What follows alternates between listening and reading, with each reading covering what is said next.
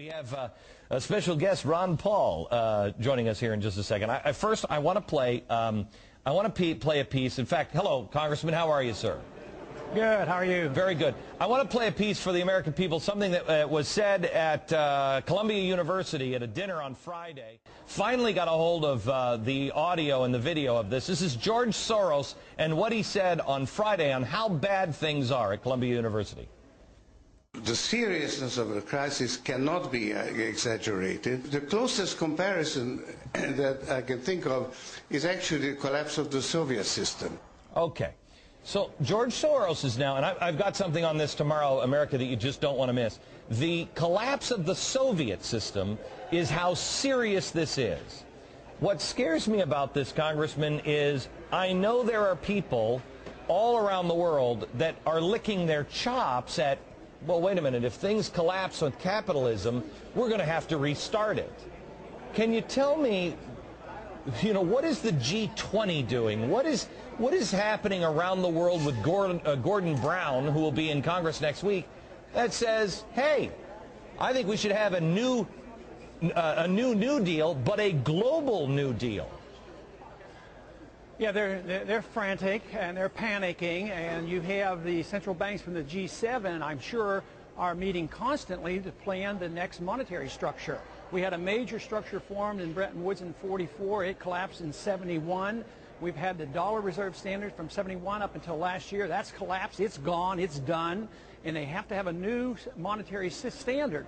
And they're planning behind the scenes. We're not entitled to know anything about it. Under the law, they don't have to tell us a thing. But believe me, they're planning. They're panicky because they don't have an easy answer. But there are major changes going on. I've argued this case for years, that we were working on destroying our whole system the way we were operating. Okay, so Congressman, I mean, no offense, because I think you're the one guy who has had this right from the very beginning. But the problem is, if you say stuff like this, it sounds like a conspiracy theory.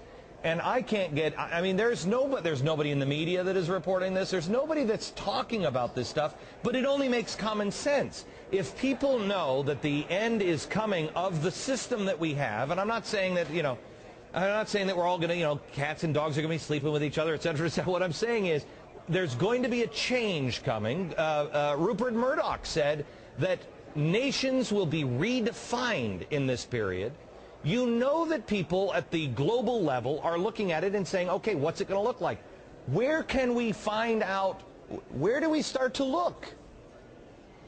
Well, you should look to the Congress, but they don't pay much attention either. And there will be a realignment, and there's a struggle going on with us who believe that we should have national sovereignty. We should be out of the UN, out of the World Bank, out of the IMF, and no world government. But that is the movement that we're going in. That is the direction that we're going in. But others are planning to go one step further.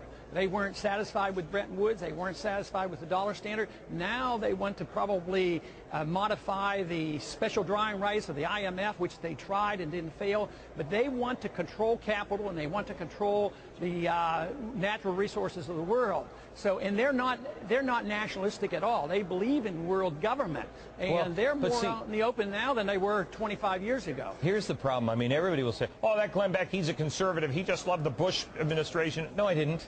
And while I am a businessman myself and I like big business, I don't have a problem with Walmart. I do have a problem with people that look at our country as a market.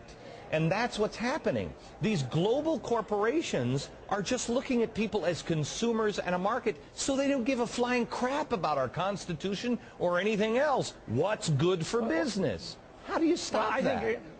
I think there's a lot of truth to that, but I concentrate on making sure nobody is big because they get a special benefit, either the bankers or the corporations, the international corporations, because inevitably they get benefits. They get tax subsidies of all sorts, they get contracts, and they are protected, and they get all kinds of benefits from government. When you're big for that reason, let's argue that Walmart got big because they satisfied the consumer. We don't want to come down hard on bigness per se. Bigness in capitalism is good as long as they got there by the consumer voting confidence in that particular business. Yeah.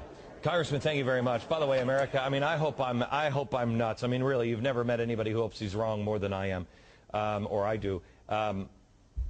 the solutions are going to be presented as gigantic and global, and the answer is going to be local. The answer is going to come from you and your local community and your state, not the globe.